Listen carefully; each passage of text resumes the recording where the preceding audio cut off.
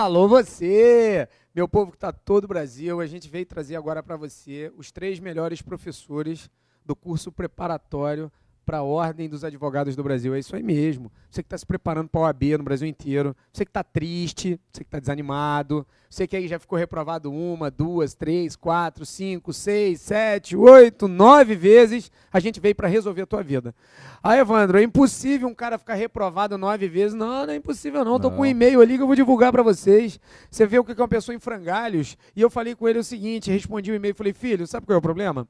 Você está querendo estudar o todo, quando na verdade você tem que focar a sua preparação para que você possa passar de uma forma objetiva. Para isso, eu trouxe hoje aqui o Thales, eu trouxe o Fernando, a gente está com o nosso conhecido Adriano Marcon, e eles vão mostrar para você a caixinha de surpresa, que de surpresa não tem nada. É só você pegar pessoas com objetivo, com foco na coisa, que entendem do que eu estou falando. Acabou o problema. A sua preparação vai ser resolvida nesse ponto. Ô, Thales, eu costumo dizer para os caras o seguinte, concurso público é uma batalha, não é? Sim. Você passou no concurso? Passei em vários concursos. Então fala aí, um aí legal que você passou. Passei para oficial de justiça estadual, agente especial de trabalho e emprego, passei 4 vezes para analista, execução de mandados do TRT, uma passei em primeira até, a gente tem uma história legal aí no Por exemplo, no mundo dos ó, a concursos. gente tem o Fernando ali. Passei no OAB também. A gente passou no opa, OAB, a gente tem o OAB, Fernando passei ali que me também. obrigou a estudar. Eu passei em 12 concursos, ele é procurador da Fazenda Nacional, passou em 11. Ele tá me ferrando aí esse ano e me obrigou a estudar de novo para fazer concurso para desencostar dele, né? Que senão não dá essa, Não né, dá. cara? Passar mais do que o chefe é Não, tem foda. que passar certo. Então o que acontece? Ou ele para de fazer concurso ou eu continuo. Ele não vai parar, eu também não vou. Mas olha, por que eu tô fazendo esse paradoxo com você? Pelo seguinte, você que tá fazendo a OAB, que você quer a sua chancela, que você quer a coisa importante, cara, para você chancelar a sua faculdade, para que você dê vazão à sua faculdade, você tem que ter a tua carteira da ordem. Mas o nosso curso aqui vai preparar você, você vai passar bem para a OAB e você vai ter uma continuidade no seu estudo para poder vencer na vida igual os meninos que aqui estão. Agora, olha que legal. Enquanto num concurso público você tem que atingir, por vezes, 85%, 90%, 95%, dependendo do concurso, cargo. por exemplo, a Fundação Carlos Chagas, às vezes você tem que fazer 97% da prova para poder ser aprovado. Cara, na OAB, você só precisa, sabe de quê? Você que está em casa, você só precisa fazer 50% da prova na primeira fase e uma boa segunda fase que a gente vai mostrar para você. Então, vou fazer o seguinte, eu vou deixar aqui vocês, com muita alegria, estudando com os 3 melhores professores, cada um em sua área do direito brasileiro, que são as pessoas que vão resolver a tua vida, e eu vou deixar o Thales dar uma palhinha aí da OAB, fala aí pra gente de como tá surgindo a OAB, o que tem que fazer, o primeiro exame, que é a primeira fase, como vai funcionar a segunda fase, e outra, a gente tem uma surpresa, você que está aí online, você que está ao vivo, a gente tem uma surpresa contigo, né, Thales? Você está pegando fogo hoje, né? Hoje a coisa tá quente aqui. Hoje vai ter esse isso aí, continho hoje, depois? Vai, tem que ter, né? Tem Aí que ter. sim. É isso Então, aí. beleza, Thales, fica contigo aí. Beleza. Pessoal, é o seguinte, a OAB é diferente você ter sido um bom aluno na faculdade. Você podia ter tua aula lá, você era o menininho de ouro do professor, tirava 10 em tudo, não ficava de DP, o pai morria de orgulho e chega para fazer OAB lenha. Por quê?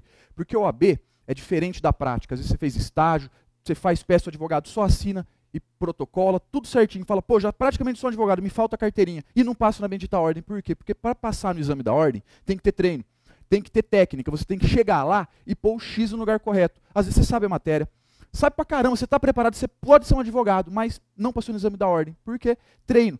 Tem que treinar, tem que ir direcionado.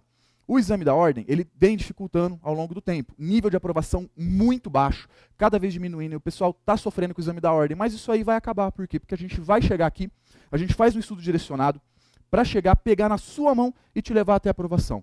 Para passar na ordem não tem segredo. Não adianta você pegar e estudar os 5 anos de faculdade. Não dá. Pô, coisa que você viu no primeiro ano, 4, às vezes 5 anos atrás, você vai lembrar agora, vai lembrar nada, né? E duvido que ficou pegando na mão isso aí, essa matéria todo ano, pegava nada. O que acontece? Eu vou estudar para a ordem. Aí vai lá, cata cada livro desse tamanho. Cada livro você demora 3 meses para ler. Isso de uma matéria. Aí tem aquela monte de matéria lá. Pô, chega na hora que você está lá na metade, já esqueceu do começo e não sabe nem onde que vai ser o fim. E aí o que acontece? É ferro de novo na prova. Então, para passar no exame da ordem, não tem segredo não. É você direcionar o teu estudo, é treinar, é fazer simulado, fazer exercício, ver o que a banca gosta mais de cobrar e acreditar no que a gente faz aqui.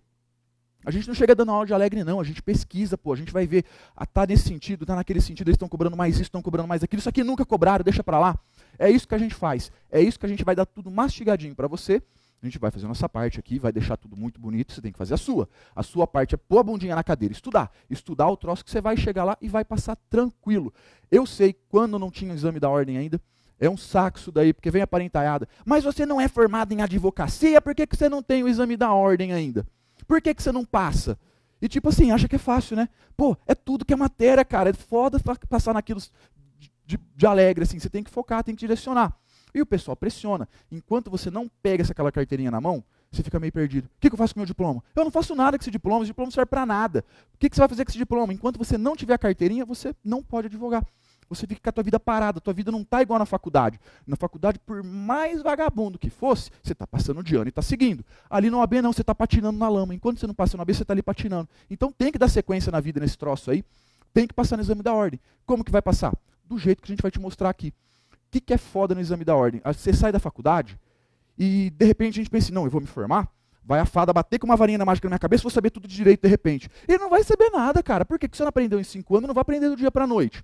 Aqui a gente vai te ensinar uma coisa, passar no exame da ordem. Você vai chegar lá, a banca vai te pôr uma questão com 4 alternativas embaixo. A gente vai simplesmente te ensinar em qual que você faz o X. É isso que você quer, não é? Você não quer passar na ordem? É isso que a gente vai fazer aqui.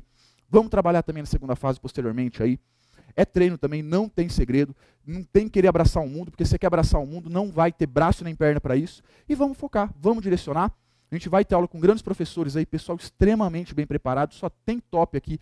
Você vai ver que o pessoal vai chegar, vai moer, você vai falar, caramba, mas meu professor não falou assim na faculdade, mas teu professor não está dando aula aqui no Alfa também, né, pô? Então você vai ver que a coisa aqui é diferente, você vai efetivamente aprender o que você precisa para passar no exame da ordem. A gente vai começar agora aí com o professor Adriano Marcon, cara muito experiente em advocacia, manja pra caramba, vai chegar, vai te dar o troço mastigado. Você só vai ter um trabalho, é acreditar no que a gente está te ensinando, pôr a bundinha na cadeira e estudar. Você vai chegar no dia lá, você vai dar risada na prova, falar metade? Que metade? Metade é pouco, você vai querer fechar aquela porcaria daquela prova, fazer uma graça ainda. Mas vai frio, fez a metade, tá dentro. Se você fazer metade da prova ou gabaritar, você vai para a segunda fase igual. Então, o negócio que a gente quer é o quê? É pôr você na segunda fase. Não é isso aí, Evandro? Beleza, cara. Vou fazer o seguinte. Você chama o Adriano Marcon lá? Vamos Obrigado, lá. Thales.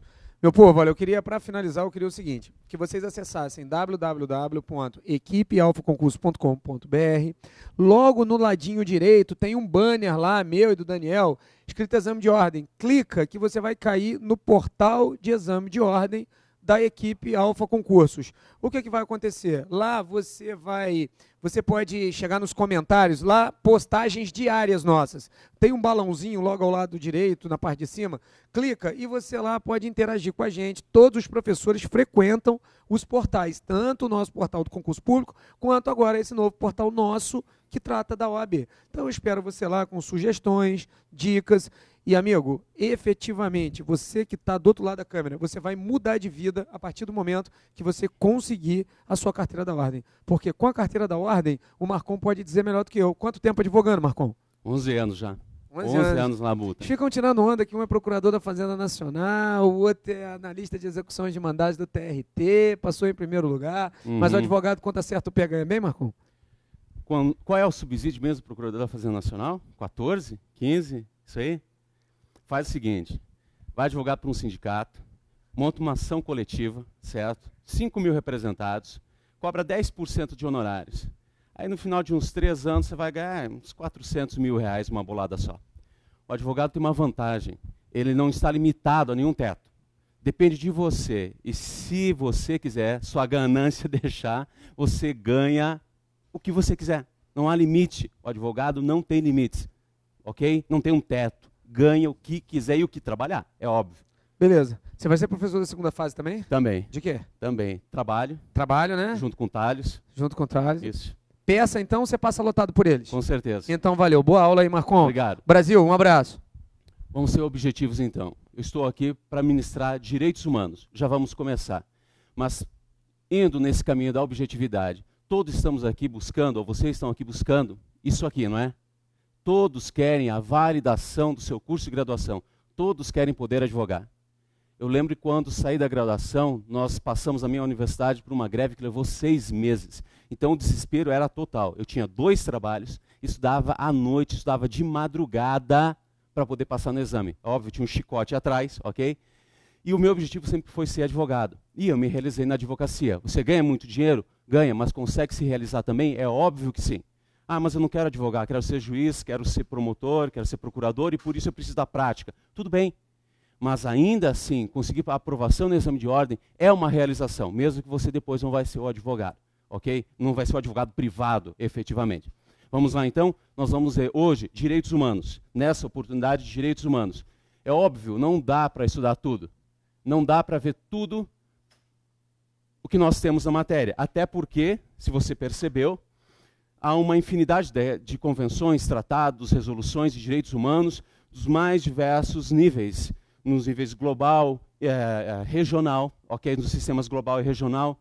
Não dá para estudar tudo. Então vamos focar naquilo que é o cerne, nas informações mais básicas sobre direitos humanos. Cai na prova, cai na prova. A gente não pode ficar dando tiro para todo lado, como falou o Thales. Você tem que focar, tem que estudar aquilo que mais cai, aquilo que nós vemos que é mais cobrado, perfeito? Então vamos começar com direitos humanos, analisando ou estudando o seu conceito, ok? E fazendo um paralelo com os direitos fundamentais, porque necessariamente as provas fazem essa miscelânea, fazem esse corte transversal, ok? Então vamos lá, conceito, direitos humanos. Se você quiser acompanhar aí pelo material, ok? Eu tenho que acompanhar, porque senão eu me perco nos pontos. Mas vamos lá, os conceitos. O que é direitos humanos efetivamente? Os direitos humanos são uma categoria de direitos de que são titulares todas as pessoas, pela sua tão só condição de serem humanos. Então, para ser titular dessa categoria especial de direitos, qual é o pré-requisito? Ser humano. Estar vivo, inclusive, ok? Então, ser humano. Essa é a característica, ou essa é a exigência para ser titular dos direitos humanos, perfeito? Os direitos humanos têm o objetivo, estabelecer patamares mínimos, um padrão mínimo para a proteção da dignidade, para a preservação de uma vida digna. Esse é o objetivo. Os direitos humanos, esse nome, essa nomenclatura, se refere a essa categoria, então, de direitos que visam garantir patamares mínimos para uma vida digna, e eles estão previstos em documentos internacionais. Então, com essa nomenclatura, direitos humanos, você encontra esses direitos básicos em documentos internacionais, como a Declaração Universal de Direitos Humanos, a Convenção Americana sobre Direitos Humanos e tantos outros.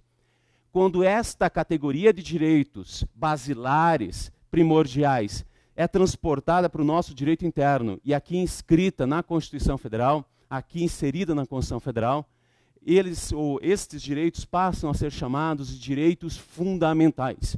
Então, os direitos fundamentais são o outro lado da moeda dos direitos humanos. Direitos humanos, plano internacional, direitos fundamentais, plano interno, ok? E aqui, no plano interno, eles visam também, é óbvio, garantir patamares mínimos econômicos, sociais, civis, para a preservação, para efetivamente a preservação da dignidade da pessoa humana, para a promoção dela. Então, o objetivo no nosso direito é o mesmo, quando esses direitos humanos se transformam em direitos fundamentais. E dada a característica que eles têm de essenciais, eles podem ser opostos em face do Estado e podem ser opostos em face dos particulares. E aí nós temos uma das primeiras características de uma coisa que cai na prova, é a chamada eficácia horizontal e vertical dos direitos humanos. Como assim?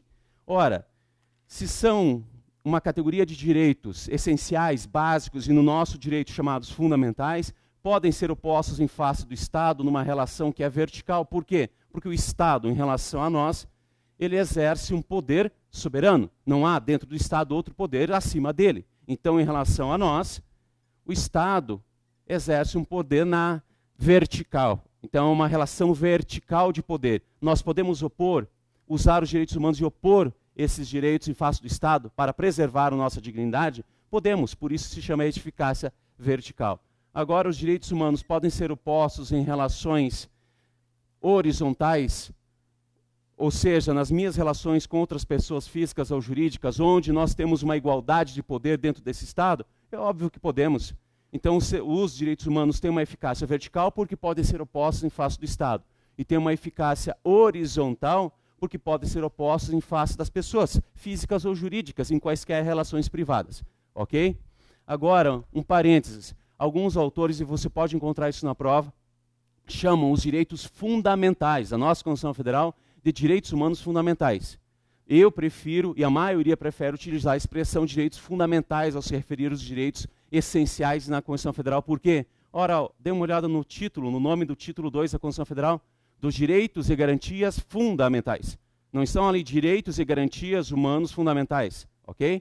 Então, direitos fundamentais na nossa Constituição Federal, direitos humanos no plano internacional, em documentos internacionais de direitos humanos, ok? O próximo ponto, que você pode acompanhar pelo material, pela apostila, é a classificação dos direitos humanos.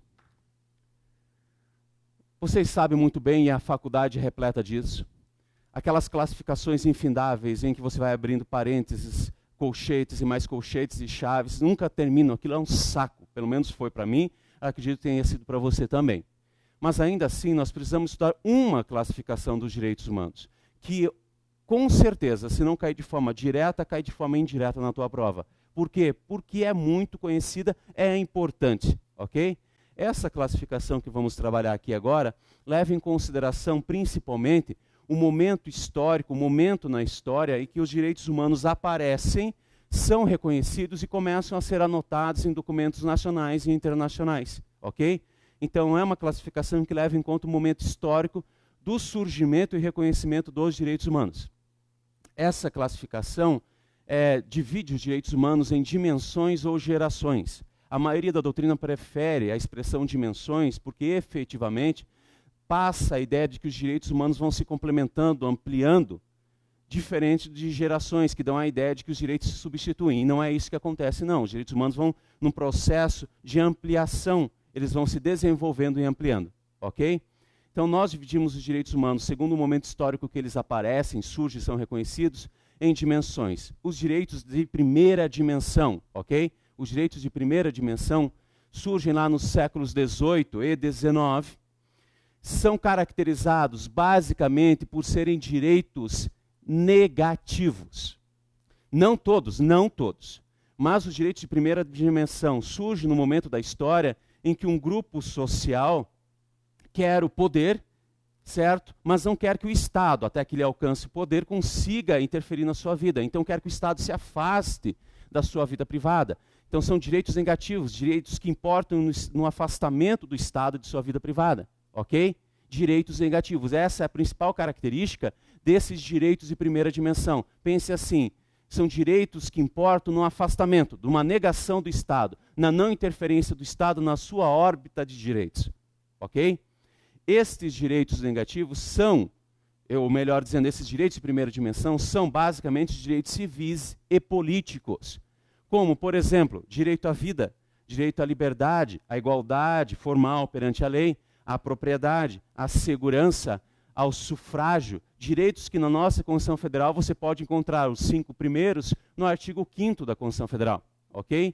E o outro no artigo 14. Então são direitos que asseguram a não interferência do Estado na sua vida privada e asseguram, por outro lado, a participação dos indivíduos, dos cidadãos, na vontade política, na direção do Estado, ok? Então são direitos de primeira dimensão. Agora os direitos de segunda dimensão. Esses já surgem a partir da metade do século XIX, no início do século XX. Eles têm uma característica que não é mais serem negativos, é serem direitos positivos, essa característica. Mas positivos em que sentido? Pense bem. Os de primeira dimensão exigiam um afastamento do Estado. O Estado não interfere, o Estado não se mete, o Estado não mete o bedelho na minha vida. Negativos. Como uma expressão majoritária. Então são direitos negativos de forma majoritária, nem todos. Agora os de segunda dimensão são direitos positivos, então eles exigem que o Estado interfira, que o Estado promova algo de interesse da sociedade. Então são direitos positivos, ou também chamados prestacionais, direitos que exigem um fazer por parte do Estado. Esta é a principal, não é a única, mas é a principal característica dos direitos de segunda dimensão, ok? Quais são esses direitos de segunda dimensão? São os direitos econômicos, sociais e culturais, como, por exemplo, o direito à educação, o direito à saúde, o direito ao trabalho, o direito à previdência, o direito à assistência social, ok? Que na nossa Constituição Federal você pode encontrá-los como direitos fundamentais, lá nos artigos 205, 196, 7º, 201, 203 da Constituição Federal. Então todos esses direitos são direitos nesse caso, prestacionais positivos, ok? Agora, os direitos de terceira dimensão começam a aparecer no cenário mundial a partir da metade do século XX. Estes direitos não são mais caracterizados por serem direitos positivos ou negativos. A característica deles não é mais essa. Qual é, então, a característica? São direitos cuja titularidade não é mais individual, ela é difusa. E se você lembra bem das aulas de direito material, titularizar um direito normalmente é algo que se dá de forma individual. As pessoas titularizam direitos de forma individual e o exercem individualmente. Os direitos de terceira dimensão são titularizados não por uma pessoa, são titularizados por uma grande coletividade ou toda a coletividade, certo? Um grupo ou toda a coletividade. Então são direitos que não são mais positivos ou negativos, são direitos de titularidade coletiva ou difusa. São direitos, então, de solidariedade e fraternidade. Como, por exemplo, o direito à autodeterminação dos povos, o direito à paz, o direito ao meio ambiente e à sadia qualidade de vida, que na nossa Constituição Federal nós encontramos, a título de exemplo, no artigo 4º, incisos 3 e 6, os dois primeiros, e no artigo 225, o direito ao meio ambiente. Então são direitos, pense bem, em que eu não posso titularizar sozinho, não posso propor uma demanda judicial visando proteger esse direito sozinho. Ah, não, professor, posso sim, posso propor uma demanda contra uma empresa que está poluindo e está sujando o meu imóvel. Mas aí você está titularizando um direito que é seu, ok? Está preservando a sua propriedade. Você não está defendendo o meio ambiente como um todo. Para defendê-lo, a titularidade só pode ser coletiva. E existem, é óbvio, instituições voltadas para isso, por exemplo, o Ministério Público. Os sindicatos fazem a titularização de alguns direitos, também fazem. Mas são sempre direitos de titularidade difusa ou coletiva. Essa, então, é a característica dos direitos de terceira dimensão. Agora, alguns autores mencionam a existência de uma quarta e quinta dimensões de direito. Como essa classificação, ela não é pacífica, não é adotada pelo Supremo por hora. Então, nós ficamos só com os direitos dessas três dimensões, ok? E agora, justamente falando das características, nós vamos estudá-las, algumas poucas características, mas as sempre cobradas nos concursos públicos. Então vamos estudar algumas características jurídicas dos direitos humanos. Preste atenção aí, anote aí, faça os teus apontamentos aí, porque aqui eu não tenho tempo de passar não. Então preste atenção, ok? Primeira característica, uma das mais importantes, universalidade. Já decorre do que eu falava lá no início. Os direitos humanos têm essa característica porque todos os seres humanos podem e são deles titulares. A universalidade diz que todos os seres humanos, pela sua tão só condição de serem humanos, são titulares de direitos, destes direitos, sem qualquer discriminação, sem se aceitar qualquer discriminação, ok?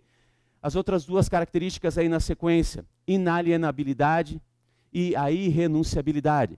Ora, os direitos humanos são direitos não patrimoniais. Você lembra da classificação? Direito não patrimonial está fora do comércio, ok? Então são direitos que não podem ser negociados, transigidos, transferidos. E tampouco você vai poder renunciar a eles. Pense bem comigo. É possível que você venda a sua liberdade a alguém e se torne escravo de alguém? O nosso direito penal, inclusive, ele nem sequer admite o crime de redução de uma pessoa à condição de escravo. É uma condição análoga de escravo, porque é impensável alguém poder transigir, negociar, vender ou mesmo renunciar a um direito humano, no caso, direito fundamental, à sua liberdade. Então você não transige, você não renuncia, você não vende um direito fundamental. Nasce com você e vai morrer com você. Ok? Próxima característica, a imprescritibilidade. Você conhece o Instituto da Prescrição, o Instituto da Decadência, institutos de direito material. A prescrição impede que você consiga uma tutela favorável no judiciário. Alguns dizem impede que você proponha ação. Não impede que proponha ação, não. Impede que você consiga a tutela jurisdicional. Os direitos humanos são imprescritíveis. Não importa o tempo que tenha passado. Isso não vai impedir o exercício do seu direito quando ele for necessário. Você pode passar 50 anos da vida sem ser necessário se insurgir contra uma violação ao seu direito de ir e vir. Mas se um dia for preso e essa prisão for ilegal, pode propor habeas corpus e lá estará o direito à liberdade de locomoção lhe promovendo. E você vai conseguir, com certeza, não vai ser objeto de prescrição, ok? Agora, a próxima característica, interdependência ou indivisibilidade.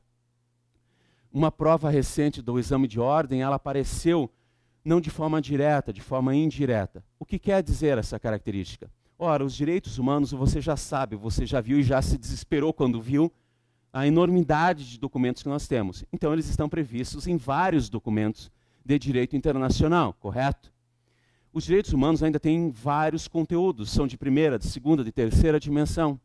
Mas todos eles, não importa o conteúdo, não importa onde estejam, todos eles são interdependentes. É necessário, então, a realização de todos para que a dignidade da pessoa humana seja realizada de forma plena. Pense assim, de que adianta garantir o direito à liberdade se o indivíduo morre de fome? Ok? De que adianta garantir patamares econômicos e sociais mínimos para uma vida nesse aspecto social digna, se você não tem o direito de ir e vir e manifestar seu pensamento, como num país onde há ditadura? Então, para que a dignidade seja plena, todos os direitos humanos têm que ser realizados. Aí reside a sua interdependência, ok? Aí reside a sua indivisibilidade, ou melhor dizer, indivisibilidade. Agora, a característica da relatividade. Essa, sem sombra de dúvida, mais cobrada quando se trata das características dos direitos humanos. E aí vai, nenhum direito humano e nenhum direito fundamental na Constituição Federal é absoluto, a ponto de ser colocado já a priori como acima de todos os outros. Ok? Vamos ver um exemplo. O artigo 5º, inciso 4º da Constituição Federal. Não garante o direito à manifestação do pensamento, mas veda o anonimato. Então você tem direito à manifestação do pensamento, mas vedado ao anonimato. Então o direito à manifestação do pensamento não é absoluto, é claro que não. Mas agora imagine o confronto entre direitos humanos ou direitos fundamentais. Mesmo nesse caso de confronto, você não pode estabelecer a priori um direito que é absoluto, que sempre vai prevalecer em face de todos os outros. Mas então como eu faço? Havendo um confronto de direitos humanos, qual eu escolho? Em primeiro lugar, nunca vai haver um confronto no sentido da nossa legislação ordinária aqui no Brasil. Ok? Vai haver uma concorrência. Os direitos humanos concorrem para ver quem prevalece. E só na análise do caso concreto é que você vai saber efetivamente qual vai prevalecer ou não. E eu lhe dou um exemplo de que nenhum direito humano, em confronto com outro, sempre vai prevalecer, com um exemplo do artigo 128 do Código Penal. Lá você encontra, nos crimes contra a vida, no artigo 124, que é um dos crimes contra a vida, o aborto. No entanto, o artigo 128 prevê nos incisos 1 e 2, hipótese em que o aborto pode ser realizado, não será mais crime, ok? No artigo 128, inciso 2, você encontra o aborto sentimental, o aborto humanitário, enfim, o nome não importa. Artigo 128, inciso 2. Ali permite-se, se você lembra, cessar com a vida do feto, se o feto é gerado, se a criança é gerada a partir de um estupro, e há concordância para a mãe em que haja o aborto. E aí o médico a realiza, não há crime. Quais foram os direitos colocados na balança pelo legislador quando autorizou a retirada da vida de uma criança e, do outro lado, colocou uma prerrogativa da mãe? Qual foi a escolha que ele fez? Direito à vida de um lado, direito à liberdade sexual da mãe do outro. Sim, foram esses os direitos que o legislador ponderou. E na análise do legislador, o direito à liberdade sexual da mãe prevaleceu sobre o direito à vida do feto. A escolha está errada, mas foi uma escolha que nós fizemos. E esse é só um exemplo, eu não quero discutir direito penal. Este é só um exemplo de que nem mesmo o direito à vida é absoluto, nem mesmo ele, no confronto com outros direitos, a depender do caso concreto, vai prevalecer sempre. Na maioria dos casos, mas não sempre. Então, direitos humanos não são absolutos. Havendo confronto entre eles, eu vou escolher aquele que, num momento, melhor proteja a dignidade da pessoa humana. Então, como princípio de hermenêutica, o que você usa? Princípio da primazia da norma mais favorável. Mas nenhum direito humano vai prevalecer sempre, ok? E a última característica, a historicidade. Os direitos humanos, eles se transformam, eles nascem, evoluem, acompanhando as transformações sociais. Os direitos humanos, eles não nascem num determinado momento, num momento único, e a partir daí eles vão sendo aplicados. Eles nascem, se transformam à medida que a sociedade evolui, na medida da dialeticidade da vida em sociedade, ok? Então são essas as características dos direitos humanos. Agora, eu gostaria de fazer contigo uma questão, ok? Para tentar fixar esse conteúdo e discutir alguns outros pontos que inclusive a gente não viu aqui agora. Vamos lá então. Com relação aos chamados direitos econômicos, sociais e culturais, é correto afirmar que, na letra A, são direitos humanos de segunda geração, o que significa que não são juridicamente exigíveis, diferentemente do que ocorre com os direitos civis e políticos. Primeiro lugar, observe, utilizar a expressão geração e não dimensões. Está errado? Não. É uma opção doutrinária majoritária escolher a expressão dimensões, mas utilizar a expressão geração também não está errado. Agora, o que está errado na questão, nessa letra A? Os direitos de segunda dimensão, geração, não são juridicamente exigíveis, aplicáveis? E o que nós estamos fazendo então com o mandado de junção para concretizar direitos sociais? Se eles não são juridicamente exigíveis, propor um mandado de injunção sem que eles sejam exigíveis é falta de interesse de agir. Então você não vai conseguir ter procedência no teu mandado de injunção. Todos os direitos humanos e os fundamentais são juridicamente exigíveis. Todos eles têm eficácia, no mínimo jurídica, podem não ter social, mas no mínimo jurídica eles têm. É um mito essa ideia de que os direitos de segunda dimensão não são imediatamente exigíveis. São. Não todos, é óbvio, alguns dependem de legislação, no caso brasileira, complementar, mas todos são juridicamente vinculantes, ok? Então a letra A está errada. Letra B.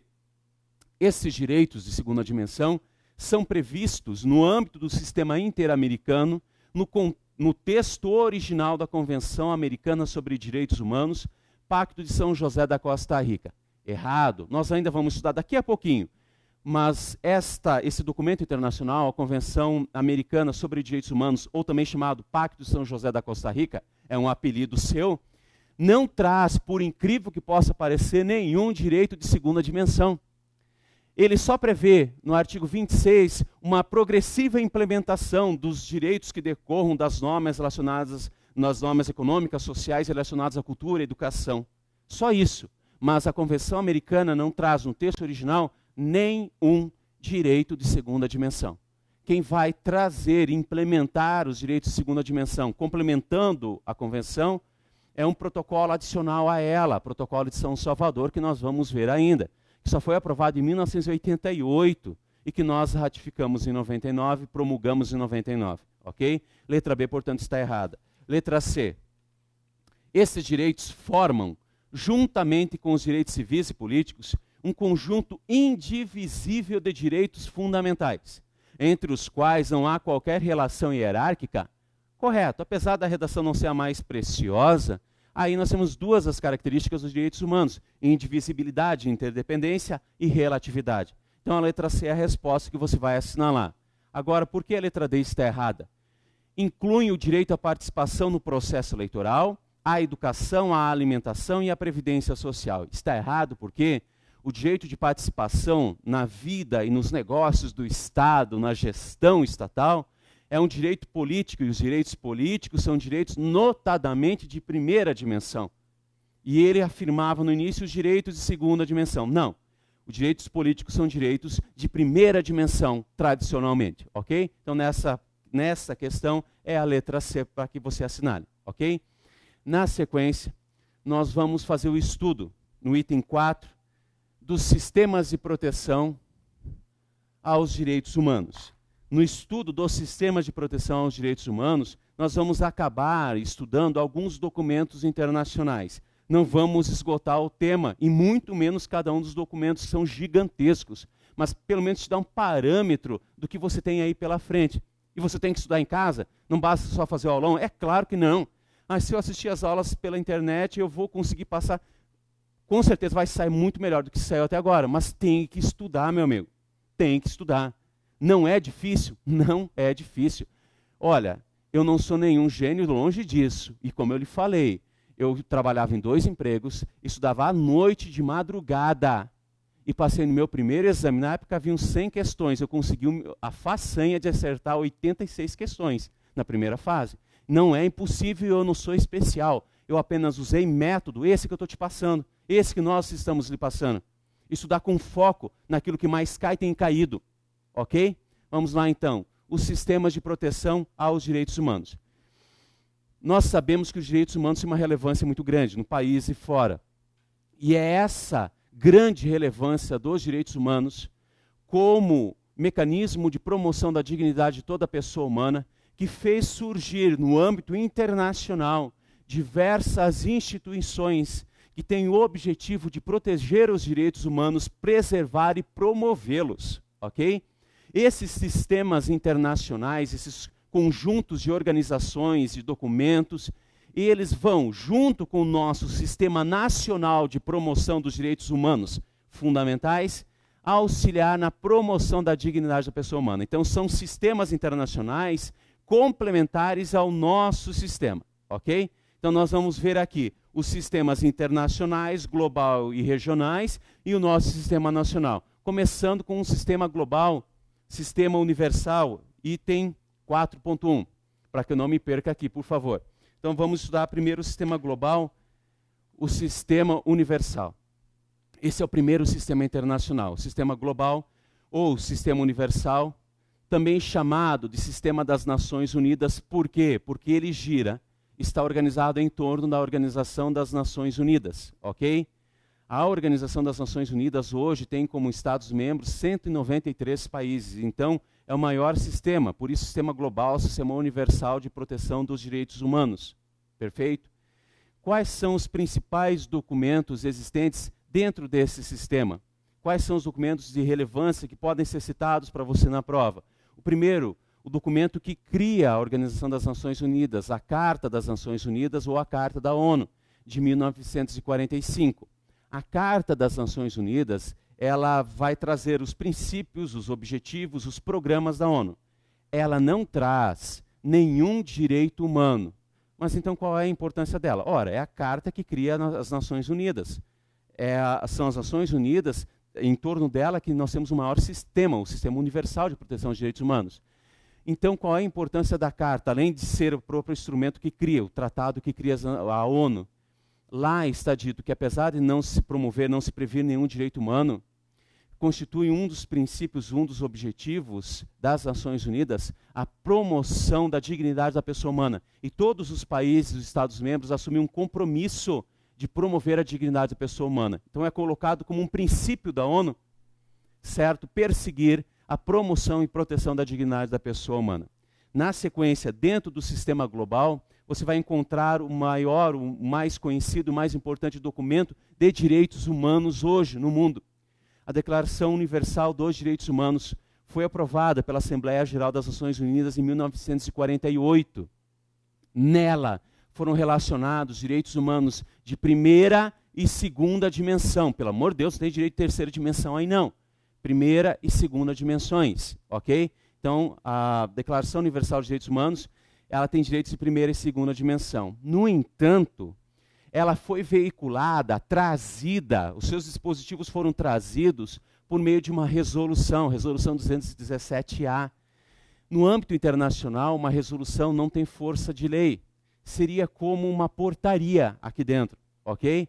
Como não tem força de lei, não é uma norma primária, não pode inovar no mundo jurídico, é consensual que ela não tem força jurídica vinculante e vinculativa.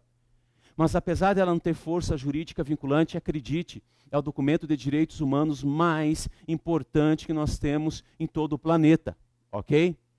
Na sequência, 2 documentos internacionais que vão complementar e trazer juridicidade, trazer essa força vinculativa às disposições da declaração.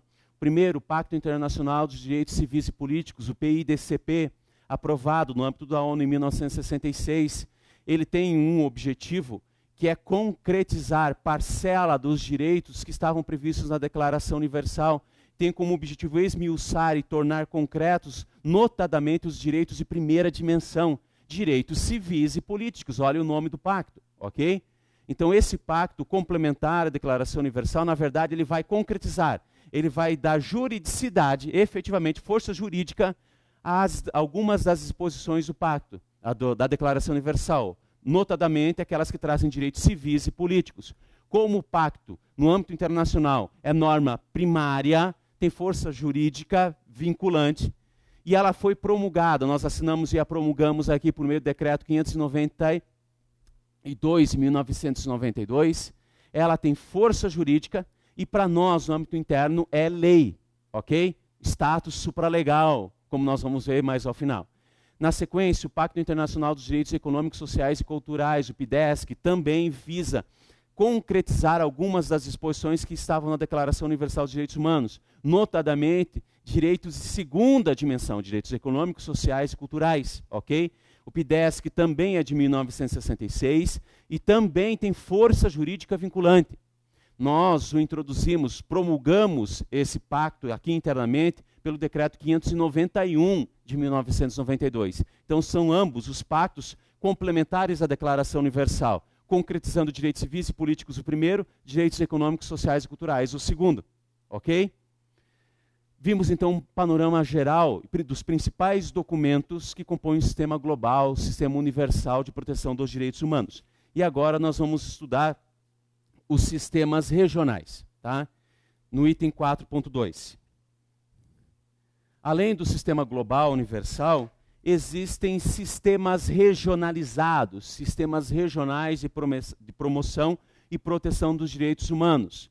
São 3 os sistemas que já estão constituídos: o sistema africano, europeu e o interamericano.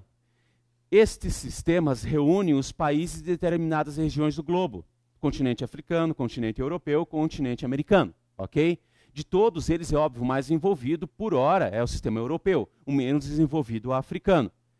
O intermediário, então, é o sistema interamericano. E é ele que me interessa, porque, efetivamente, é ele que nós temos que estudar, ok? O sistema interamericano está organizado em torno da Organização dos Estados Americanos, que é outra organização internacional. É um outro sujeito de direito internacional distinto da ONU, por favor. A OEA foi criada em 1948, por meio da Carta da Organização dos Estados Americanos, ou Carta de Bogotá. E ela reúne todos os 35 países das Américas. Então a participação nela é plena, e a importância dela para os direitos humanos também. Desse sistema interamericano, nós vamos ressaltar 4 documentos. O primeiro, a própria carta que cria a OEA, a Carta da Organização dos Estados Americanos, ou Carta de Bogotá, ok? Esse é o apelido dela, Carta de Bogotá, de 1948, como nós vimos. A carta, efetivamente, também não traz nenhum direito humano, não relaciona nenhum, mas faz uma previsão, que constitui o objetivo da organização buscar a efetiva implementação de todos os direitos humanos a todas as pessoas sem qualquer discriminação. Ok? Então ela busca esse objetivo, coloca este objetivo para que seus Estados-membros a persigam. Ok? Então essa é a importância da carta para nós. Agora, próximo documento, por vezes confundido com a Declaração Universal, a Declaração Americana dos Direitos e Deveres do Homem, também de 1948, foi adotada também na 9ª Conferência Internacional Americana, que também, no mesmo momento, criou a OEA. Então, essa Declaração dos Direitos e Deveres do Homem americana, ela foi aprovada no mesmo momento em que se cria a OEA.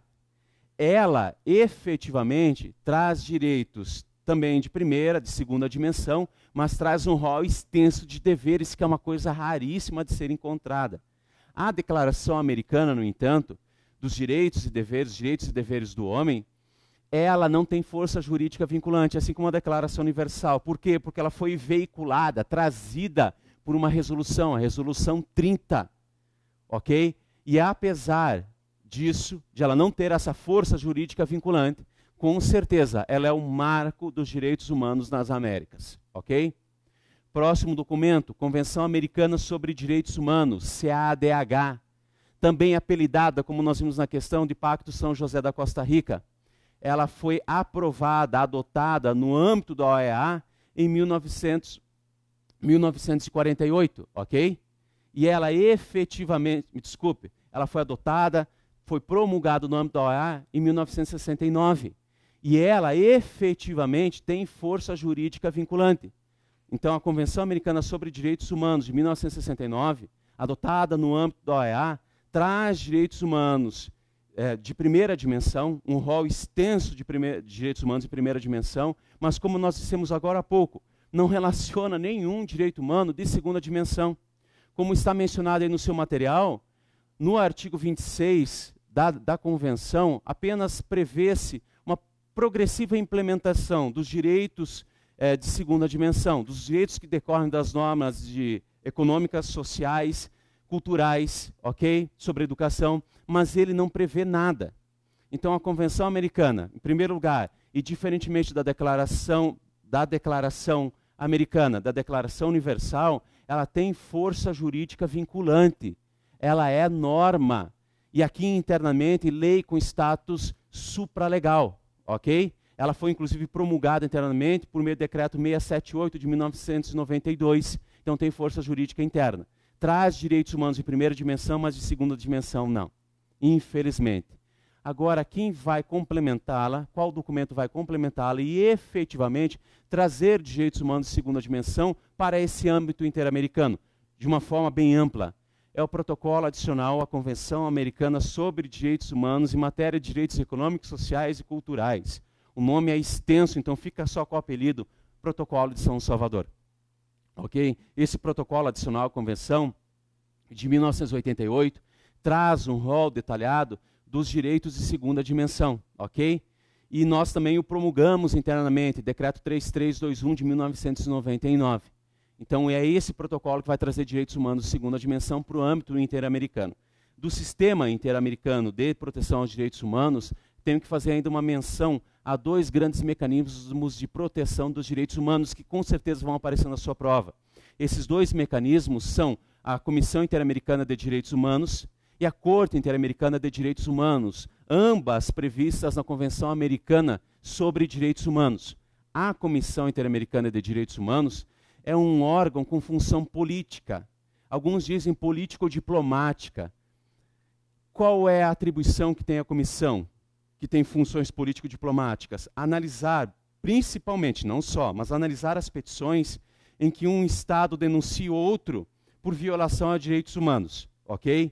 Mas a comissão, ela não estabelece uma sanção como um tribunal efetivamente, ok? Qual é o grande interesse na comissão? Ela aceita peticionamento dos estados, aceita das pessoas físicas, de grupos de pessoas e de organizações não governamentais.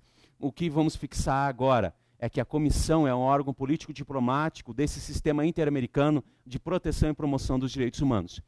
Por sua vez, a Corte Interamericana de Direitos Humanos é órgão jurisdicional, sim. Analisa também os casos de violação às normas de direitos humanos no âmbito do sistema interamericano, ok? Ela detém competência consultiva e contenciosa, o que é raro para um órgão jurisdicional brasileiro, por exemplo. Você sabe me dizer qual órgão jurisdicional tem competência consultiva? Qual justiça tem essa competência? Justiça Eleitoral. Só a Justiça Eleitoral, no nosso caso, tem essa competência consultiva. Responde a uma consulta, formula um parecer, se o advogado requerer em relação à legislação eleitoral. Agora, no âmbito do sistema interamericano, fica muito interessante que a Corte tenha essas duas competências. Agora, qual é o problema da Corte? Não aceita peticionamento individual. Só os estados, partes e a própria Comissão Interamericana podem levar um caso ao seu conhecimento. Ok? Vimos então o sistema global, o sistema universal, o sistema interamericano e agora o sistema nacional. O Sistema Nacional de Proteção e Promoção aos Direitos Humanos, ele existe, está constituído em torno de nossas instituições nacionais. Isso é óbvio. Em torno de todas as nossas instituições nacionais. E tem como documento básico os direitos fundamentais que estão na Constituição Federal. Então, nosso sistema nacional ele gira em torno das nossas instituições criadas e organizadas para a promoção e proteção dos direitos humanos fundamentais e tem como documento básico a Constituição Federal, ok? Esses três sistemas, eles se complementam, perfeito? Agora, duas observações que constam aí no material, que são complementares ao nosso estudo quando nós tratamos dos sistemas, tanto global quanto os regionais e o nacional. A primeira observação consta no item 4. Você percebeu que existem diversos documentos de direitos humanos, certo? Com conteúdo completamente diverso. Aí vem a pergunta, e se houver um direito previsto em mais de um documento internacional? Qual dos dois documentos eu escolho? Qual dos dois direitos eu vou implementar? É óbvio, você vai encontrar, porque há repetição de um mesmo direito em vários documentos. E aí surge uma solução que nós já conversamos agora há pouco. Havendo a previsão de um direito em dois documentos, vou aplicar aquele que, no caso concreto, melhor proteja a dignidade da pessoa humana, Princípio da primazia da norma mais favorável, que você pode encontrar na prova também como princípio pro homine, ok? Então você encontra vários documentos com a mesma previsão. Você vai aplicar no caso concreto aquela que melhor proteja, de forma mais ampla proteja o direito humano em questão. Princípio da primazia da norma mais favorável ou princípio pro homine, que você pode encontrar, por exemplo, no artigo 5º do Pacto Internacional de Direitos Civis e Políticos e no artigo 29 da Convenção Americana sobre Direitos Humanos. Perfeito? E uma última observação, ainda aqui no tópico dos sistemas, diz quanto ao peticionamento a esses tribunais, a essas comissões. Nós vimos aí dois mecanismos de proteção aos direitos humanos, a Comissão e a Corte Interamericana. Mas existe um universo de mecanismos de proteção nos âmbitos internacionais, no sistema global e interamericano, de proteção aos direitos humanos. E aí vem a pergunta, como eu faço para peticionar um caso que revele uma violação de direito humano? Posso ir direto à Comissão Interamericana sem passar pela Justiça Brasileira, por exemplo? Não. Então, há regra para isso. Há pelo menos dois princípios, não regras, dois grandes princípios que vão regular esse acesso às comissões, às cortes internacionais. O primeiro princípio é o da subsidiariedade. Como assim? Antes de você buscar o sistema internacional, os sistemas internacionais, você tem que usar o sistema nacional. Então, a regra vai ser essa. Você só pode buscar análise do seu caso num sistema interamericano ou no sistema global se no sistema nacional, na nossa justiça, não foi criado um mecanismo para análise do seu caso. Não há um processo, um procedimento. Ou ele havendo, você não tem acesso a ele. Ou mesmo tendo acesso, ele demora em demasia para dar resultado, como foi o caso da senhora Maria da Penha, que foi buscar o sistema interamericano porque o seu caso demorou muito tempo para ser resolvido, ok? Então, o princípio da subsidiariedade, só posso buscar os sistemas interamericano ou global se o meu sistema foi falho, se não existe um processo para analisá-lo, ou se eu não tenho acesso a ele ou ele demora demais, ok? E o segundo princípio, a segunda disposição para o acesso a essas cortes, comissões, é a ausência de litispendência internacional. Como assim? Litispendência, você sabe que é duas lides correndo ao mesmo tempo, ok? Litispendente. Então, não posso levar um caso de violação de direitos humanos para um organismo internacional, para uma corte ou comissão, se eu já fiz isso em outra corte ou comissão. Mas isso é óbvio para você que entende de processo, para você que entende do direito. Não posso levar o meu caso a dois juízos, mesmo que de sistemas diferentes, global e interamericano, ok? Então são duas regras básicas para o acesso às cortes e comissões internacionais. Vamos agora aí resolver uma questão relacionada ao tema. O Sistema Internacional de Proteção dos Direitos Humanos apresenta, no âmbito de aplicação, um sistema global e sistemas regionais. Segundo entende a doutrina, esses sistemas não são incompatíveis, e não são mesmo. São ambos úteis e complementares. Sobre esses sistemas, assinale a alternativa incorreta. Letra A.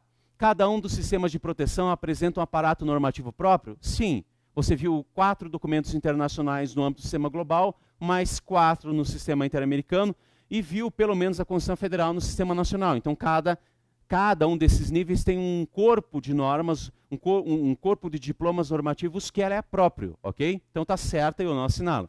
Letra B. O sistema interamericano tem como um de seus principais instrumentos a Convenção Americana sobre Direitos Humanos de 1969? Sim, a Convenção é o principal documento do sistema interamericano, ok? Então eu não assinalo. Letra C. Há atualmente 3 sistemas regionais principais, o europeu, o interamericano e o africano. Está certo, eu não assinalo a questão. Letra D. Havendo conflito entre normas dos diversos sistemas, deve sempre prevalecer aquela mais recentemente adotada, a que revoga a anterior, se regular inteiramente a matéria. É essa a opção que você marca como incorreta. Por quê? No sistema de proteção dos direitos humanos, no âmbito dos direitos humanos, eu não vou aplicar aquelas normas de hermenêutica, lá da Lei de Introdução às Normas de Direito Brasileiro, para saber se uma norma é válida ou inválida, se revoga ou não a outra. Não há, na verdade, um conflito entre normas de direitos humanos. Elas concorrem para o mesmo caso. E na análise do caso concreto é que você vai decidir qual norma deve prevalecer. E para isso eu me utilizo do princípio da primazia da norma mais favorável, ok? Então a letra D é a resposta incorreta, é ela que você assinala segundo o enunciado. E a letra E está correta. A Carta das Nações Unidas de 1945 cria a Organização das Nações Unidas, sendo um de seus principais documentos. Está certinho. Próxima questão aí. O Sistema Internacional de Proteção dos Direitos Humanos pode apresentar diferentes âmbitos de aplicação. Daí poder-se falar de sistemas global e regional. O instrumento de maior importância no sistema interamericano é a Convenção Americana sobre Direitos Humanos, também denominada de Pacto de São José da Costa Rica, que, sobre esse documento, eu respondo assinale a resposta correta. Letra A. A convenção foi assinada em São José, Costa Rica, em 1969, tendo como Estados-membros todos os países das Américas do Norte, Central e do Sul que queiram participar? Não. O artigo 74 da Convenção, do Pacto, somente admite que participem da Convenção os países que são membros da OEA, ok? Então não são todos que podem participar, só os países que são membros da OEA é que podem ratificar, que podem aderir à Convenção, ok? Letra A está errada então. Letra B. Substancialmente, reconhece o Pacto e assegura um catálogo de direitos civis e políticos, econômicos, sociais e culturais, garantindo-lhes a plena realização. Eu já falei disso 2 vezes, essa é a terceira. A Convenção Americana sobre Direitos Humanos, Pacto São José da Costa Rica, não prevê nenhum direito econômico, social e cultural. Nenhum. Só garante a progressiva implementação deles a partir do que dispõe o artigo 26. Então a letra B também está errada. Letra C. Exige dos governantes dos estados signatários estritamente obrigações de natureza negativas, como, por exemplo, o dever de não torturar o indivíduo. Está errado. Veja bem, por mais que os direitos de primeira dimensão sejam caracterizados como direitos negativos, eu lhe falei. Os direitos de primeira dimensão têm essa característica primordial, mas nem todos os direitos de primeira dimensão são efetivamente direitos negativos.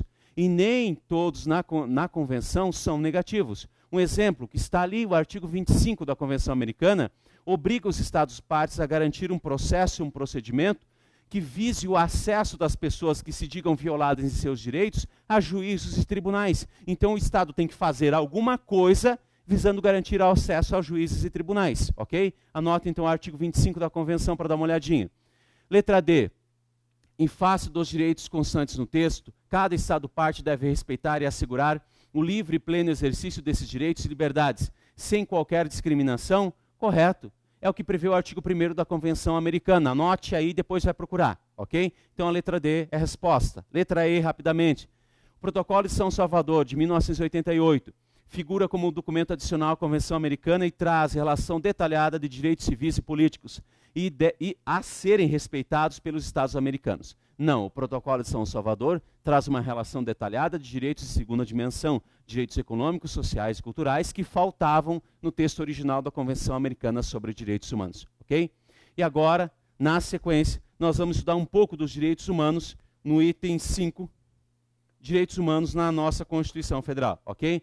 Rapidamente, a nossa Constituição Federal trouxe uma relação extensa, incorporou uma relação extensa de direitos humanos, de primeira, de segunda e de terceira geração, trazidas os mais diversos documentos internacionais de direitos humanos. Incluiu grande parte desses direitos humanos como direitos fundamentais no título 2 dos direitos e garantias fundamentais, nos artigos 5º ao 17, em 5 capítulos, ok? Ali estão a maioria dos direitos fundamentais, mas não todos, ok? O que importa nesse momento é você saber que a Constituição Federal tem nela direitos de todas as dimensões e um rol extenso. A maioria deles está no título 2 da Constituição Federal, ok? Da Constituição Federal, no entanto, dos direitos humanos lá, me interessa muito, porque cai muito em prova, saber o que dispõe o artigo 5º, parágrafo 3º da Constituição Federal. Acompanhe comigo aí a leitura do texto para que a gente possa desenvolver esse tópico. Diz o parágrafo 3º assim: os tratados e convenções internacionais sobre direitos humanos que forem aprovados em cada casa do Congresso Nacional em 2 turnos, por 3/5 dos votos dos respectivos membros, são equivalentes às emendas constitucionais. Sim. Então, a partir de 2005, todo tratado ou convenção que for aprovado por esse rito, todo tratado ou convenção de direitos humanos que for aprovado por esse rito, é introduzido no nosso sistema jurídico, é introduzido no nosso sistema normativo, como norma de status material e formalmente constitucional. Significa serão Constituição Federal. Ok? Então, se aprovado o tratado ou convenção de direitos humanos só, por esse rito especial, ingressam na Constituição Federal com status de norma constitucional, com o mesmo status da emenda constitucional. Ok? Hoje só existem 2 documentos com esse status: a Convenção Internacional dos Direitos das Pessoas com Deficiência, ou, melhor dizendo, a Convenção Internacional dos Direitos da Pessoa com Deficiência, ou Convenção de Nova York, e o seu protocolo facultativo. São 2 documentos que os únicos com esse status hoje, tá? Eles foram aprovados no âmbito da ONU em 2007 e nós efetivamente o promulgamos internamente em 2009. Agora, sobre esse tópico existe uma outra discussão. A partir de 2008, o STF, julgando um recurso extraordinário 466.343 de São Paulo, onde ele analisava a legalidade da prisão civil de depositário infiel em face do artigo 7º, parágrafo 7 da Convenção Americana, entendeu que não mais persiste a prisão civil de depositário infiel e que as normas infraconstitucionais que a previam estão revogadas. Mas por que o Supremo Tribunal falou isso, se até aquele momento, salvo estes documentos aprovados nesse rito, todos os demais documentos aprovados no rito ordinário, todos os demais tratados e convenções de direitos humanos aprovados no rito ordinário dos artigos 49 e 84, incisos 4 e 8 da Constituição Federal, ingressavam no nosso direito como norma de status ordinário, lei ordinária. Então, todo tratado, convenção de direito humano, até esse momento, que não fosse aprovado por esse rito especial, este aqui, ingressaria no nosso direito como lei ordinária, segundo o rito ordinário para o ingresso dessas normas de direito internacional, ok? A partir de 2008, o Supremo passou a entender que as normas de direitos humanos que não fossem aprovadas nesse rito, mas tivessem sido aprovadas no rito comum de ingresso dos tratados no direito brasileiro, passariam a ocupar um novo status jurídico, passariam a ocupar um status de norma supralegal. Você já ouviu, já conhece a pirâmide kelseniana, é a pirâmide de Kelsen, tá? Não vá confundir as coisas. Onde você colocava, com certeza, a Constituição Federal aqui em cima, as emendas constitucionais, é aqui que se encontram esses tratados e convenções de direitos humanos aprovados nesse rito hoje, ok? Abaixo você colocava as leis ordinárias, leis complementares, medidas provisórias, todas aquelas normas primárias do artigo 59 da Constituição Federal. E logo abaixo, os decretos, as portarias, os atos administrativos regulatórios, ok? Ordinatórios, basicamente, você colocava aqui embaixo. Essa era a estrutura normativa. O que o Supremo fez em 2008 com os tratados e convenções de direitos humanos que forem aprovados no rito comum, fossem aprovados, passaram a ocupar um status novo, um patamar novo. Eles ampliaram a pirâmide para colocar aqui, então, todas as normas de direitos humanos aprovadas pelo rito comum ordinário que fossem de direitos humanos que não fossem aprovados pelo rito especial. Passava a ocupar um status de norma supralegal. Estão abaixo da Constituição Federal, mas estão acima de toda a legislação ordinária. Agora, pelo amor de Deus, se a pergunta for assim, meu amigo, a prisão civil depositária infiel deixou de existir no direito brasileiro? Está errado. Por quê? Porque a Constituição Federal ainda autoriza. Mas o que aconteceu então? Por que não mais se prende nenhum depositário infiel? Porque com a elevação do status dos tratados de direitos humanos, nesse caso a Convenção Americana sobre Direitos Humanos também, elas passaram a estar acima de toda a legislação ordinária. Como essa norma constitucional que prevê a prisão civil depositária infiel é uma norma de eficácia limitada, ela precisa de regulamentação infraconstitucional, tendo ela sido revogada pela Convenção Americana, que agora está acima, não tem mais possibilidade de haver prisão civil depositária infiel. E nenhuma outra legislação posterior, enquanto esse entendimento prevalecer, vai poder ser aprovada nesse sentido, ok?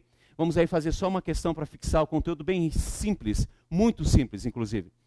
Diz o enunciado assim: em 2009 foi promulgada a Convenção Internacional sobre os Direitos das Pessoas com Deficiência, que também é conhecida como Convenção de Nova York. Essa convenção já foi aprovada na forma do parágrafo 3º do artigo 5º da Constituição Federal, sendo sua hierarquia normativa D. Ela está em que hierarquia naquela pirâmide? Lei Federal Ordinária? Emenda Constitucional? Exatamente, é onde ela se encontra. Letra C, Lei Complementar. Letra D, status supralegal? Não. Ela foi aprovada nesse rito, então já foi para o topo. Se foi aprovada por um rito comum, se fosse, estaria aqui, norma supralegal. Estamos falando apenas dos tratados e convenções sobre direitos humanos já incorporados no nosso direito, ok? Então, com isso, a gente termina a matéria de direitos humanos. Eu sei que foi corrido, foi vomitado, foi escarrado, mas, meu amigo, não tem outro jeito. Revise o material, veja os pontos.